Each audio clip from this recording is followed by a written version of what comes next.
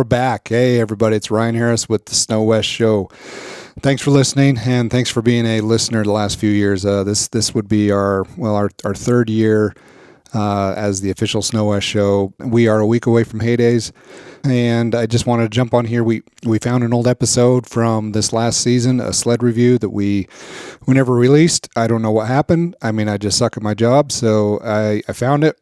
We got our test staff together. We're gonna follow up here with that in just a second. But I wanted to intro the show for the new season. We have Polaris Snowmobiles back on board, presenting the show, making things happen. We wouldn't be able to do it without them and their support. And also we have 320ranch.com back for another year. Rental cabins and everything up in Big Sky, Montana country.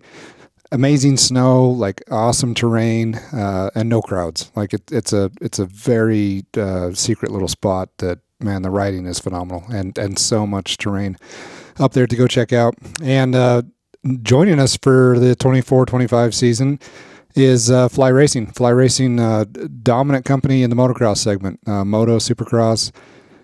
These guys kind of run the show over there. Big company, and they have an amazing line of snowmobile gear, one-piece suits, jackets, bibs, boots, gloves, hats, helmets, goggles. Their Formula helmet line is an amazing.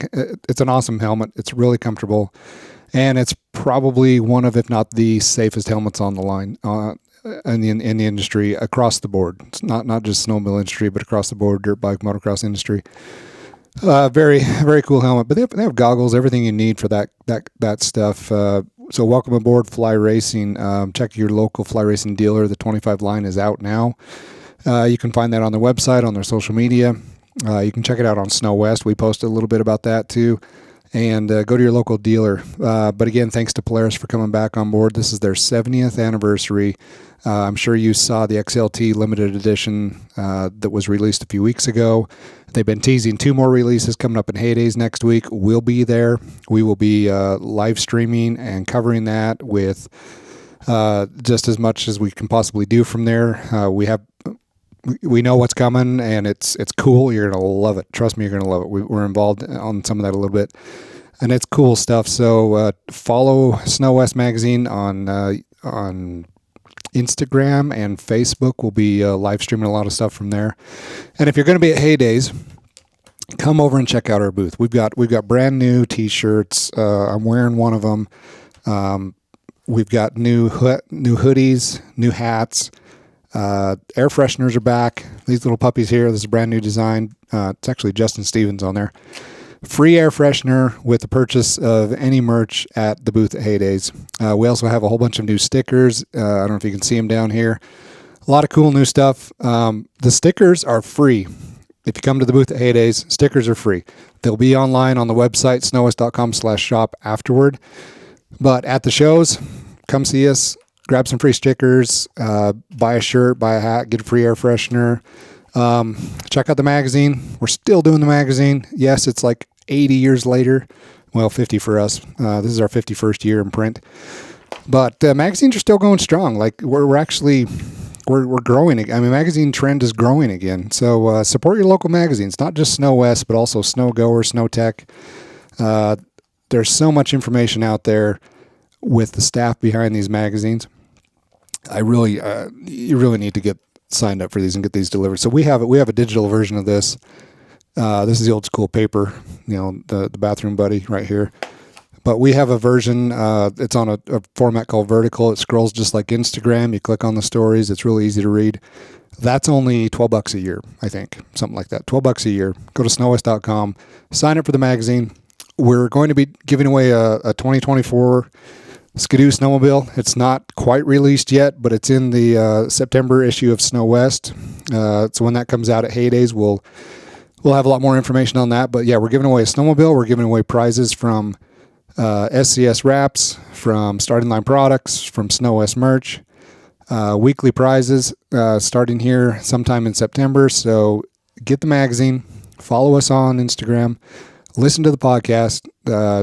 We love doing this stuff. Like snowmobiling is just so flippin' fun, right?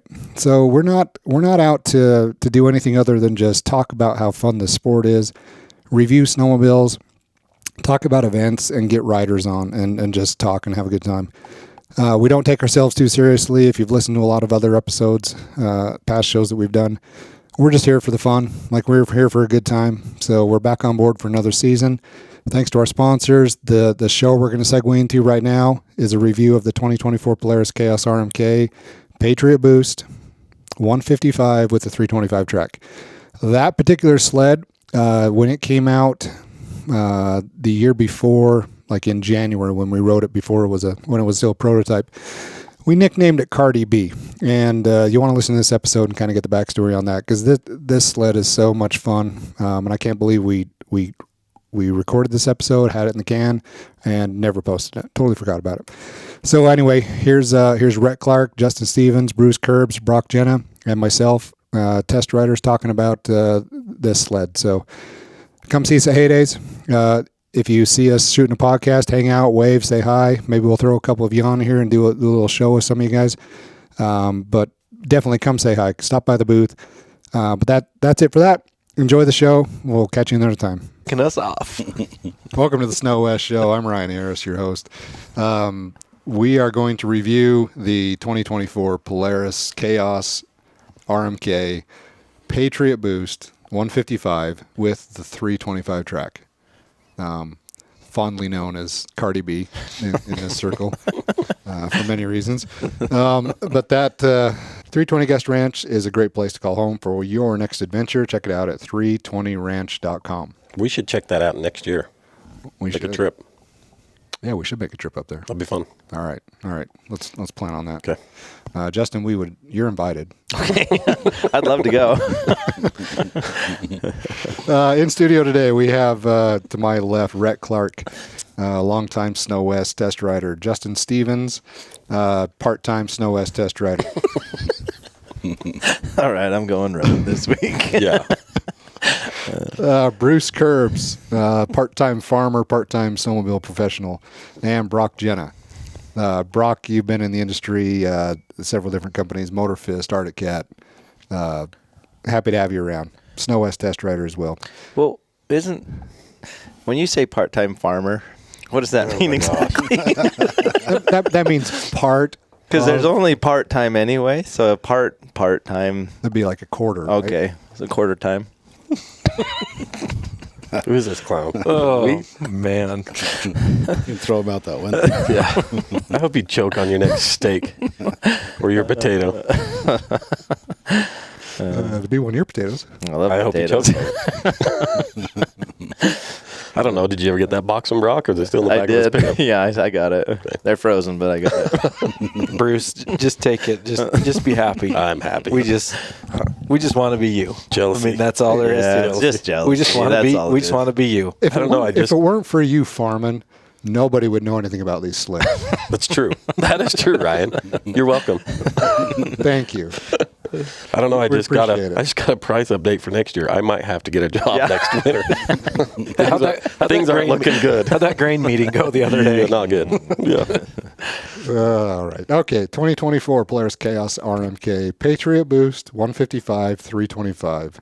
And we're going to compare and contrast. So like the 9R, we can talk about longer track lengths. We can talk about 275 track. We can talk about Skidoos, Arctic Cats, whatever you want. But I'll start out just by saying that last year, we get on the next year's prototypes in January, typically late December, early January.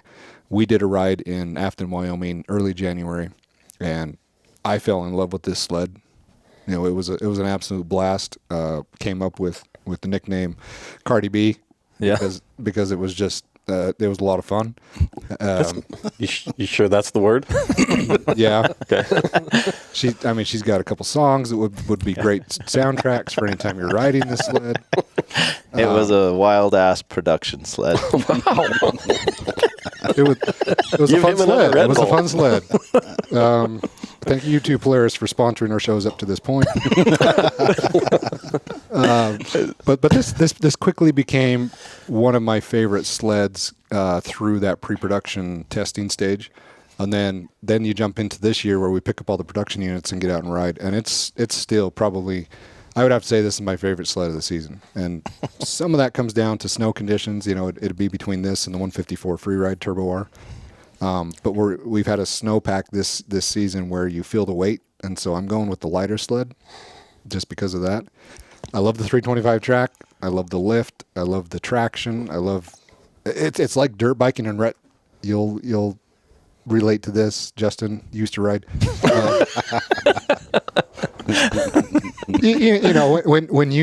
When you're on your bike and you're either stopped or you're going slow and you've got an obstacle right in front of you and you just need that preload and pop the clutch and just launch over a log or up a rock ledge. Mm-hmm. Same thing on this 325 track. There's so much grip and go, like instant movement, that it just makes certain things more doable than they used to be. Instant movement. That could be number 4 on the Polaris. Number 4. Well, flickable was number 4. We added that, so we got to go. We to added 5. flickable. So now it's number 5. Instant movement. It was very apparent that you loved that sled. I mean, I think Rhett and I, we were all kind of cruising up into this little meadow. Snow conditions are phenomenal. And here comes Ryan, just like, whoa, like everywhere, like flipping this way, flipping that way. Finally flipped it over, like almost on himself. Yeah. And then hits the gas and spins it around in a circle. And I'm just like, and then you stood up and said, like completely out of breath.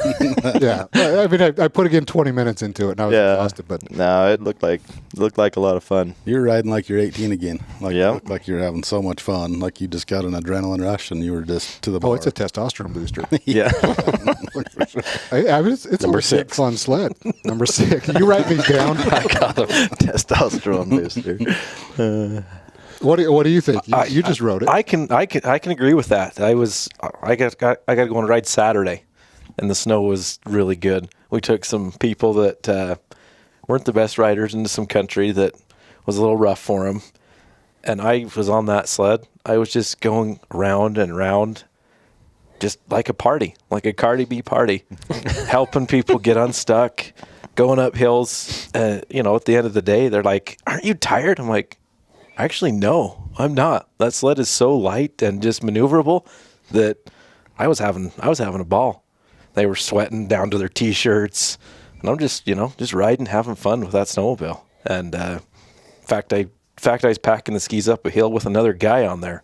He couldn't get out, so I was like, sit right here in front of me. TMI. Sit right here in front of me. TMI. Hold on to the steering post. And we're gonna go for a ride.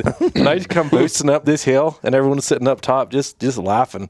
And I'm packing the skis with 500 pounds on there. That sled is fun. So it's funny you say that because I was on a ride down in. That's why I don't go ride with him. Hey, don't worry about it. It is on video, and they let me know that it was on video. I was on a ride earlier in the year down in Preston. 2 up? Preston, Idaho. Close. Okay.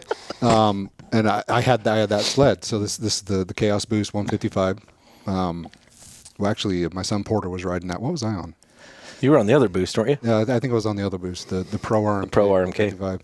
So we had a couple other guys with us from Utah, and one of them ripped the wire out of his throttle position sensor on his 9R. Just total freak accident. We rode through some trees. A branch caught that wire somehow. I don't know. Ripped it out. So I rode up to the top of the mountain, called one of the Polaris engineers, like, is there a fix for this? And he's like, nope. So, but you got to have a resistor plug because you got to tell the ECU that it's plugged. Like, you got to do something. Reroute it, yeah. So went back down, and we had to tow that thing out. And we had to cross a couple of ravines. And I'm looking at it. And so we tied up, we put the ski loop to the rear suspension hanger, just like solid 1-to-1. Tied that thing up so the sled's out to the side. So and that's a tip. I mean, that's a free tip for everybody. I won't charge you for anything else. If you're towing a sled out, do not put that thing directly behind you because all of the energy that your snowmobile creates towing it smashes against the belly pan of the sled you're towing, and you just offset. You lose it, Like it's opposing forces. So you're offset. Yeah, so you want that sled offset out of your trench and off to the side. So anyway, we dropped down into this room. I'm riding Cardi B with this thing tied up to the running board. Totally dead. Nobody's on it. And I've got a couple people scouting outlines, like how do we get from where we're at down to the Groom Trail again and get out. And we had to go through this ravine. It was down. We had to go around a tree, and the tree, we had a small gap in the trees, and then you had a little tree sticking out of the snow in the middle with a big drift up to it. And there wasn't enough room for two sled widths. So we dropped down, and you had to climb out, and then you had to side hill to the left. And I'm like, okay, I'm just going to send it, and we're going to get up as high on this as we can, and then I'm sure we'll get stuck, and we'll reposition and tie on, and then we'll point ourselves across the high side hill and start over. And I went through the gap on the left of that middle tree and just dragged that 9R right over that tree, pinned it, and climbed all the way out and side hilled to the left. Dragging a sled. What? Where's the content on that? Yeah. Well, these dumb kids these days, they're on their phones constantly until you need them to be. So my son's over here just watching. I'm like, really? That would have been cool. This? But anyway, I was impressive. I'm like, holy crap. So we towed that sucker out, and that turbo dragging a 9R, speaking of extra weight on the sled. It's crazy. Yeah, pulled that 9R out there like it was. And I think that track has something to do with it as well. Like it's just hooking up, pulling that sled, pulling two fat guys up the hill at the same time. In my case, I mean, it's impressive. Yeah, that's cool. Justin, what do you think about? We've compared. We always come back to comparing the Polarises to the Skidoos, the handling wise and the weight balance and everything. What do you think on this particular sled compared to the competition? I don't know. In the 155 length with the Khaos, it's actually pretty playful and feels pretty light. I think the only thing that we've ever kind of talked about is just that turbo being centralized versus not centralized. And I mean, as far as the weight distribution and how that feels, like we talked in our last podcast, the Skidoo actually weighed a little bit more, but I almost feel like it doesn't feel any heavier. But that again depends on snow conditions, and it's hard, 155, 165 Skidoo versus the other in deep snow. Really, I don't know that you can really tell a ton of difference. So, yeah, when it comes down to deep snow, it's tough to tell. So if you go from a 9R to the Patriot Boost, which we have this year, we have the same two sleds, 155 through 25 track, Khaoses, both of them. One's a Patriot Boost, one's a 9R, and you can feel that weight hanging out because the Polaris turbo is hanging out on the PTO side. It's not centralized near the steering post as much as the Skidoo is. So I don't know that. I mean, when we talk about this, I'd say that's being pretty nitpicky. It's not. It's more of an annoyance type thing. It's not like you can't ride it or something. It's not. Yeah. I mean, they're both phenomenal sleds. It's just I think sometimes when you're testing, you're focusing on certain things, and that's one of those things that you're kind of thinking about is how does it handle? How does the weight? I think if you just rode it all the time every day, I don't know that you'd ever think, well, gosh, if I had a 9R, I could have maneuvered around that tree a little bit easier. I think it's more of probably something you see a little bit more when you're just jumping back and forth from sled to sled. But the 9R definitely handles well in the trees. Like I said, if we were talking harder snow conditions, tight trees, I'd probably prefer to be on the 9R just to make for maybe a little bit funner day, less fatigue, and that 9R engages so quick. So, yeah, I wish the Patriot Boost had the bottom end of the 9R. I know they made it better when we rode them last year at that pre-production ride. I mean, it was better for sure than it was the year before, because I remember being kind of down on it the year before, and I wasn't as down on it, but it's still doesn't have that bottom end that the 9R has. So that's why we all really like that Turbo R. Because of the engagement. It is, there's like no turbo lag. It's just spot on. Yeah. So that's why we kind of lean to that turbo, because it's spot on. But so when you rode recently on this Khaos 155 Boost that we're talking about, there was a Skidoo 165 in your group. There was also bone stock, right? Bone stock, yep. And how did that thing do? I mean, it's a turbo 65 to turbo. 55. Yeah, turbo 165. Turbo R is the expert package, and then I'm on the Khaos 155 325, and the 165 it outpulled me. Like there was no comparison between the two. So I had to hit a hill twice. He hit it once. I mean, it was You think that's just longer footprint? Yeah, track? I think it's got to be longer footprint. That's what it's got to be.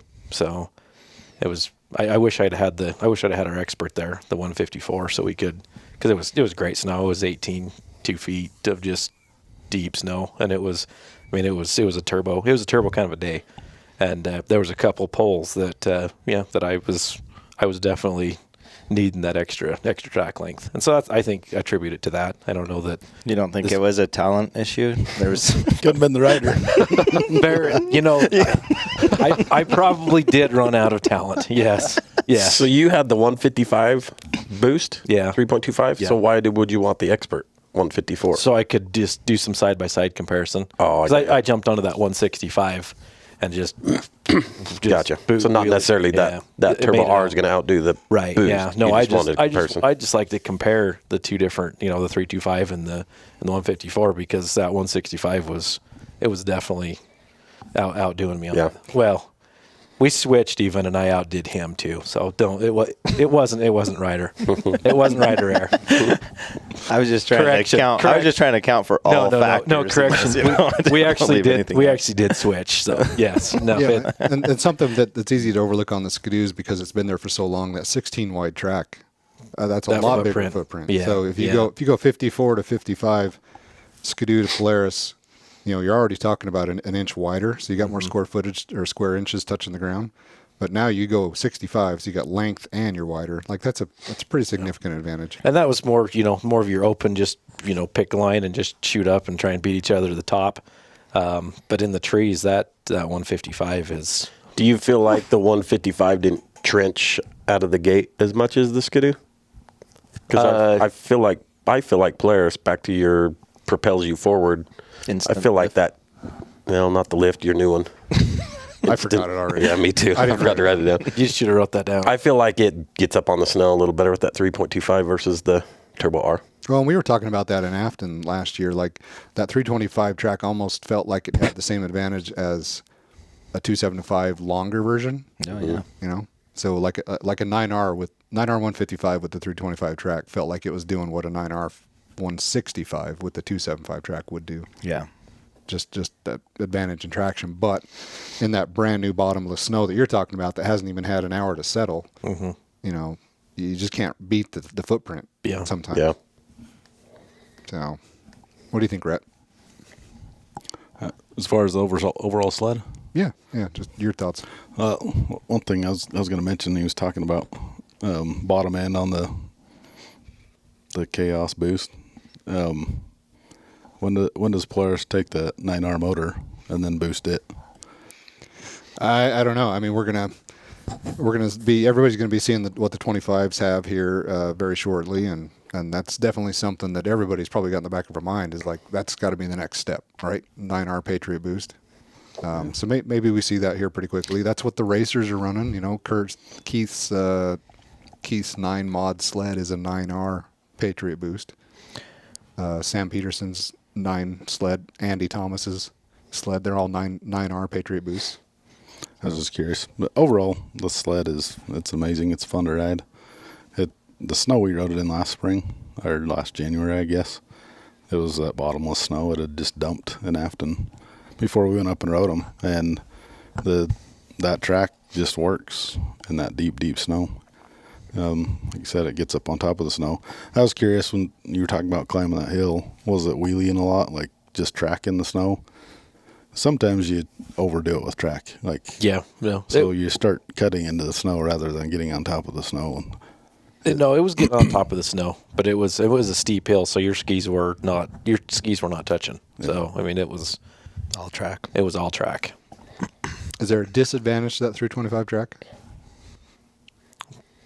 I haven't noticed one yet. Even in the snow that we've had this year, where it's been more marginal condition compared to last year's. I didn't ride the 325 in the crappy snow. Both days I've had the 325, it was really good snow. It was deep and it was needed. So See, and it did really well in the crappy snow earlier in the season too. But it's more of a surprise than I was expecting because typically you get a taller track and they fold over, and you don't get any grip. Well, I think with that little bit extra weight in the 325, they kind of thought of that they don't want it to fold, so it'll actually do good in the crappy snow. Yeah, speaking of Keith Curtis and Andy Thomas and Sam Peterson, those guys getting ready for the hill climb circuit, and they've got access to a lot of stuff, being the factory.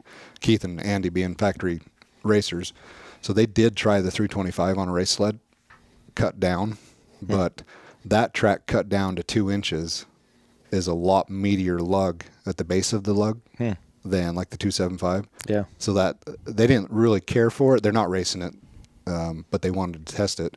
But they just said it was too much lug at the bottom, too stiff, and that they could feel it like when they switch side to sides to make their turn. Be almost slicker probably then. Well, it's not necessarily slicker. It's just more rotating mass. So it was the gyroscope effect of keeping the sled upright, not allowing them to throw it on its side when needed. Whether it be jumping over a cat track or dropping into the trench or something. Keith said that 325 track cut down with screws in it wanted to keep the sled straight, and just didn't have the good feel that he likes on the 275, but the 275 is also cut down to 2 inches for the race sled. I thought that was interesting. Not like anybody here is going to go do that, but that's interesting though.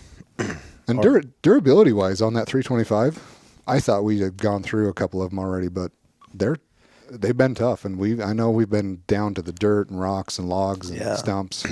It was hard to know when they had that 50 mile an hour speed limit and some of the other things. Like, that was one worry, I think, is that they just start to fall apart under weird circumstances. They seem to be holding up, and you know what? Whatever they did to I think they changed the brake, that system a little bit, because I didn't run into that problem that we were running into last year about shutting me down when I'm going through the trees, using my brake, using both. I didn't run into that these 2 rides.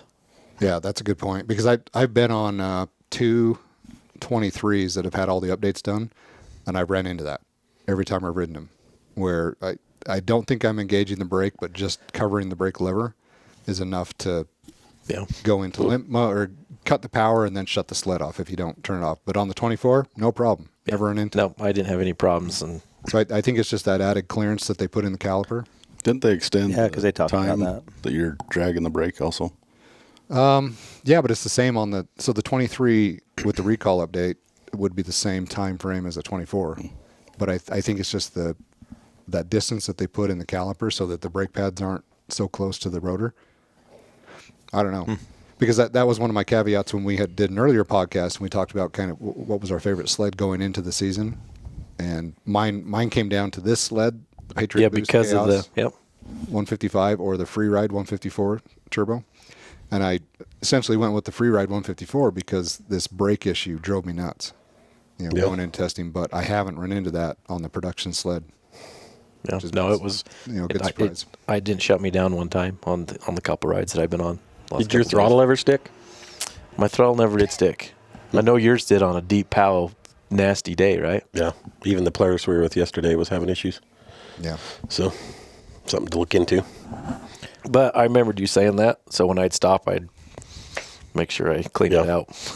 Yeah, that's been a habit riding a Polaris. Is you bump that lever anytime it rolls over or the handlebar touches snow. You just keep that thing clean. But and I've watched people. I've been with people, and they'll like roll their sled out of a hole and then just jump on it and go. And I'm like, yeah. Might be the last time they hit the throttle.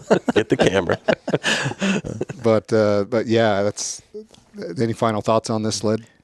I was thinking about the 325. One other thing, when we first saw it, I think we were all, I know Rhett and I were kind of like, first he's like, is that bigger? And I'm like, I think it's longer. I don't know. It's hard to tell and then my first thought was this might not be good, just because, like we said, with the 3-inch, it seemed like maybe, I know I had an issue with my 3-inch track. Wasn't super thrilled with it. It was one of the first ones that they came out with, but I think we were both like, surprised. It was phenomenal. So I think it's great that they added some innovation, and not only that, but I think it's been pretty successful. They haven't had as many failures as maybe we thought and things. So that's pretty cool. Yeah, and going back to the durability aspect of that track, like we ruined 2 of the 275 tracks last year. Like went over something and sliced every single lug on the center row on one of them. That was Rhett or Brock? It wasn't me. Yeah, let's go with Rhett. That was Rhett. Okay. Take the blame. So when they introduce this 325 track, they're kind of talking about, okay, you're at a level of technology here where you're so specialized. The consumer is asking for such a specialized piece of equipment that this is almost like a gummy tire on a dirt bike. You're going to wear it out, and you're going to have to replace it. And I thought with the marginal snow, we'd have ruined both of the 325s that we have, and they're in great shape. Nice. Yeah, you even told us, let's not ride them for a while till we get some snow.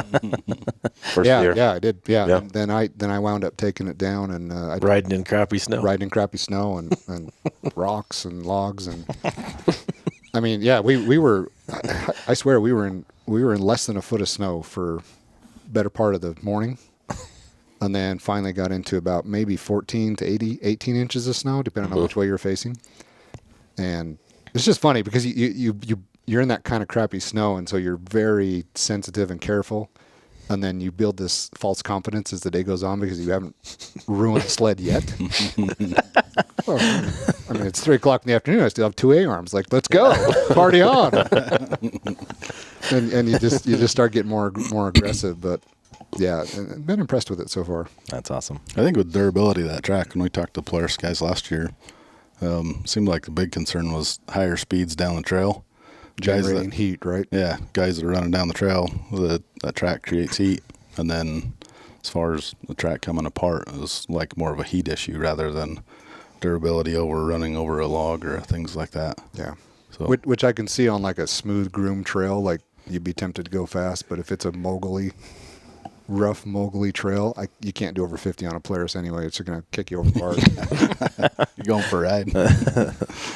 All right. Anything else on that sled? Other than the sled's a great sled. I hadn't been on a Polaris since springtime last year. Hopped on that Polaris this week and a couple rides, and it felt great. It was just adapted right to it. So Yeah. Well, I'll just say that's my top pick for the year. This Khaos RMK 155 325. we're not even picking yet, are we? We're not picking today, are we? No, but I'm just throwing that. I picked initially like a few podcasts ago. Okay. And now that the brake issue is cleaned up, like after being able to ride the production unit, like yeah, that's solidly my favorite sled of the year, I would say, so far. Justin, like you got a counter to that? Yeah, that's definitely one of my favorites so far this year. The seat feels comfy. Yeah, the seat feels comfy. I like the colors. And you said it in the dealership. All right. Thanks for listening, everybody. If you're watching on YouTube, hit that subscribe button. Don't miss an episode. Help us keep these things going. Go to snowwest.com. Subscribe to the magazine. We're focusing more on the digital editions. They're really cool. But we still print. We'll print magazines until nobody wants a printed issue anymore. But go check out snowwest.com and subscribe. Check out our merchandise. We've got some new stuff coming out. We've got our hats back in stock for a limited time, and then we've got new stuff coming out. But thanks for listening, everybody.